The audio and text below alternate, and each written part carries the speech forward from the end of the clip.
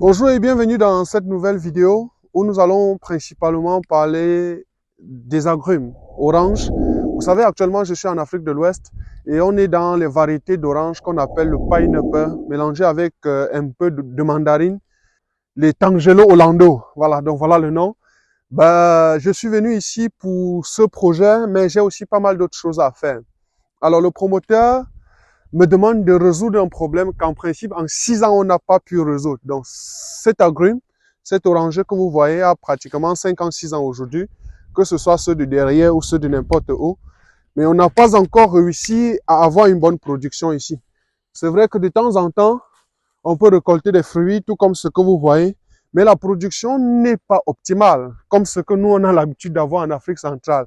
Donc, le contrat qu'il voudrait bien qu'on établisse ici, c'est que qu'on lui promette un certain rendement, c'est-à-dire 10 tonnes, 15 tonnes, 20 tonnes à l'hectare, et qu'on voit comment se partager le bénéfice à la fin de la journée. C'est-à-dire qu'en fait, si je réussis à lui dire que, OK, on pourra avoir 10 tonnes, et que la tonne coûte 100 000, ça veut dire qu'on aura clairement 1 million ici. Et sur ces 1 million, il souhaite qu'on fasse des accords pour pouvoir faire le partitionnement. Donc, dans cette vidéo, je vais vous présenter les différentes stratégies que je suis en train d'opter afin de pouvoir booster la production et donc la productivité ici en Afrique de l'Ouest.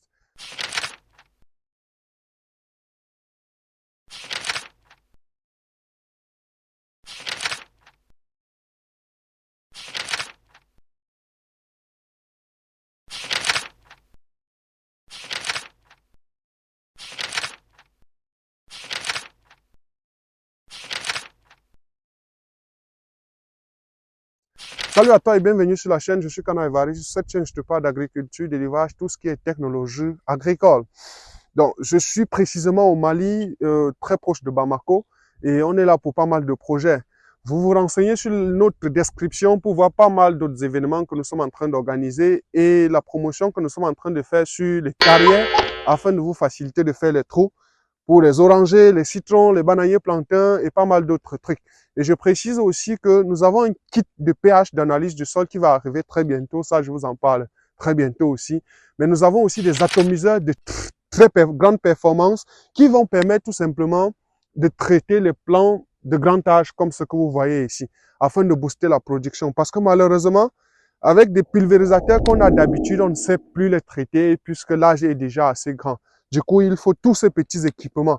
Donc, ne vous dites pas que vous êtes dans un autre pays. On a la capacité aujourd'hui de livrer en Afrique centrale et en Afrique de l'Ouest. Donc, que ce soit la Côte d'Ivoire, le Burkina Faso, le Mali, au Cameroun, Congo et tout ça, on peut clairement vous livrer parce qu'on a des canaux de circulation, parce qu'on fait clairement déjà ces villes-là. Donc, je ne vous en dis pas plus.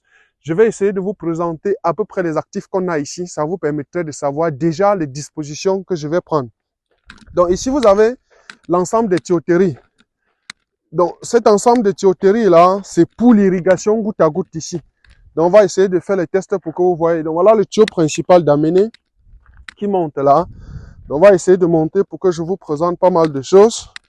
Voilà, donc en principe, ici, on a une vanne. Donc, la vanne, c'est tout simplement, quand c'est ouvert ou bien quand c'est fermé, l'eau va circuler dans le sens du site. Bien, ici, c'est le forage qu'on a construit, tout simplement. Donc, le forage joue le seul rôle d'approvisionner en eau, tout simplement. Donc, à la différence des puits qu'on a chez nous, ici, c'est des forages. Donc, je monte là vous présenter le système de distribution de l'eau pour que ce soit plus clair. Oh, à droite, on a la plantation en même temps. La production tarde à venir, mais elle va forcément venir.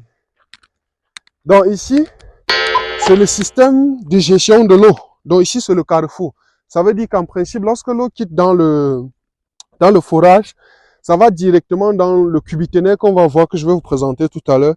Mais ça revient ici au carrefour, ça crée ce que j'appelle le centre de distribution. Donc, je vais essayer de vous montrer. Donc, en principe, dans tous ces vannes-là, on a de l'eau. Donc, peu importe la vanne qu'on va ouvrir, vous verrez que l'eau va circuler dans tous les sens. Donc, ça veut donc dire que le tuyau qui va là et le tuyau qui va là, ça permet de ravitailler toute la parcelle. Bien, ici, on a le système de pompage. Donc, dans le système de pompage ici, on a fait exactement ce que j'ai fait au Cameroun sur les 10 hectares d'avocatiers que vous connaissez. Mais ici, on est en zone qui fait trop l'ensoleillement, ce qui fait qu'ils n'ont pas besoin d'assez de panneaux comme chez moi là. Donc ici, on a principalement les panneaux de 200 watts. Pour ceux qui comprennent ce que ça veut dire, c'est tout simplement la puissance du panneau. Donc la puissance du panneau ici, c'est 200 watts. Et donc ça capte de l'eau, ça capte une certaine énergie solaire transformée par des contrôleurs qui sont plus bas, vous ne pouvez pas voir. Et ça transmet à la pompe qui est de l'autre côté. Et puis ça ravitaille tout simplement le château. J'ai découvert ici, donc je ne savais pas qu'on pouvait faire un château aussi fascinant. Ça, pour tout vous dire, c'est un château de 65 mètres cubes. Donc, c'est-à-dire 65 000 litres d'eau que peut contenir ce château. Ça veut dire que si vos plantes ont besoin de 1000 litres d'eau jour, ça ne veut rien dire. On a 65 000 litres d'eau ici. Donc, à vrai dire, c'est pour dire que le stock en eau ici n'est clairement pas un problème. Et l'irrigation ici, elle fait goutte à goutte, comme vous voyez. Donc, en principe, quand le moteur est en marche, quand on ouvre la vanne, tout simplement, ça commence l'arrosage. Donc, en résumé, donc, qu'est-ce que j'ai à faire ici? J'ai principalement 4 choses à faire que je vous donne les détails et peut-être plus tard on verra les résultats. Donc, d'ici un an, forcément, je vais revenir ici pour voir si les recommandations que nous avons données ont connu du succès. Donc, la première des choses que j'ai fait, c'est que je taille les gourmands. Donc, les gourmands, c'est tout simplement, on va essayer pour que je vous montre en même temps. C'est tout simplement les plantes de mauvaise goût ou bien des plantes qui sont là et absorbent, voilà, les matières nutritives. Donc, ce sont eux-là que je coupe. Ok. On peut couper davantage. C'est ça. Donc, c'est la première activité que je suis en train de faire ici. Et là, je suis à 2 jours d'exécution, peut-être 3. Voilà, donc on a une idée de booster. En tout cas, voici au moins un pied qui a fait le rangé. Voilà, on n'a jamais 0 sur 20. Donc, c'est ça qu'on veut avoir à la fin de la journée ici. Et je crois qu'on va développer tous les mécanismes pour doubler, tripler, quadrupler la production et avoir d'énormes productions ici. Donc, la première activité, vous allez voir, c'est la taille des gourmands, comme je l'ai déjà fait. La deuxième activité que je souhaite faire ici, c'est corriger le modèle de fertilisation. Parce que jusqu'ici, dès le départ, ils ont testé avec des engrais, puis des fientes, puis des lisiers, mais ils n'ont pas suivi jusqu'à la fin. J'ai fait le test de sol ici. Ça fait en principe 3 jours.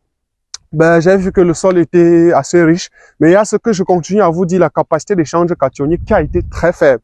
Lorsque c'est très faible, ça veut tout simplement dire que le sol est riche, mais ne sait pas donner ces éléments nutritifs à la plante. Qu'est-ce qu'il faut faire?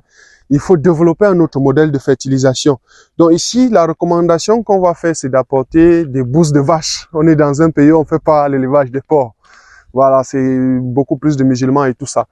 Donc, on va apporter du lisier de, qu'est-ce que je dis, bouse de vache, à une certaine quantité qu'on va calculer.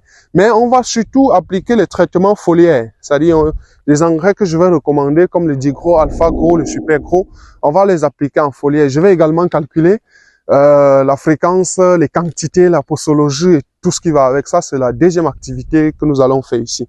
Modèle de fertilisation. Troisième activité qu'on va essayer de regarder ici, c'est le modèle d'irrigation. Alors, quelles sont les quantités réelles d'eau à apporter à la plante pendant la période de pluie ou bien pendant la période de saison sèche? C'est donc tout ça que je vais essayer de regarder parce que la température ici, elle varie entre 20 degrés et jusqu'à 48 degrés Celsius. Ça veut dire qu'il y a un léger écart entre la période d'hivernage et la période chaude. Ce qui fait donc qu'il faut clairement faire le calcul et établir la courbe d'ensoleillement par rapport à l'infiltration pour pouvoir s'en sortir. Donc, il y a quelques activités qu'on va voir. Une autre activité que je vais conduire ici, ce sera l'apiculture. On va apprendre l'élevage des abeilles parce que justement, on le sait tous, les abeilles sont des agents pollinisateurs. Donc, ça dit qu'à la fin de la journée, on va aussi installer des ruchers ici qui vont favoriser tout simplement la pollinisation des plantes. Donc, en tout cas, je ne vous en dis pas tout ici. Pour ceux qui ont la chance d'être dans mes groupes privés, ils auront peut-être le rapport de travail et pas mal d'autres informations qui pourront être complets. Mais ce qui est sûr, dans un an approximativement, on va revenir ici pour voir le bilan. Au lieu de 10-20 fruits, ben, je me dis bien que l'année prochaine, on pourrait atteindre une centaine de fruits par arbre. En tout cas, c'est l'objectif. Sinon, on ne peut pas quitter le Cameroun jusqu'au Mali, passant par le Togo, ben, pour venir s'amuser. Donc, j'espère que la vidéo vous a aidé, vous aussi qui êtes dans les pays du Sahel, que ce soit le Burkina Faso, le Sénégal ou bien le Mali. Peut-être le Niger, je ne connais pas très bien les Niger, mais vous aurez reçu quand même quelques conseils. Donc, partagez la vidéo à ceux qui veulent se lancer dans les agrumes, les arbres fruitiers et tout ce qui va avec. Ça permettrait qu'on soit sur la ligne de production et qu'on soit convaincu. Et pour ceux qui ont besoin des plantes dans ce pays-là, on peut également trouver le modèle pour vous livrer parce qu'on a pas mal de partenaires qui produisent, mais pour le moment, exclusivement au Burkina Faso. Ça veut dire qu'ils peuvent facilement vous expédier ces mêmes variétés qui vous donnent des oranges, des mandarines très juteuses, mais surtout de bonne grosseur.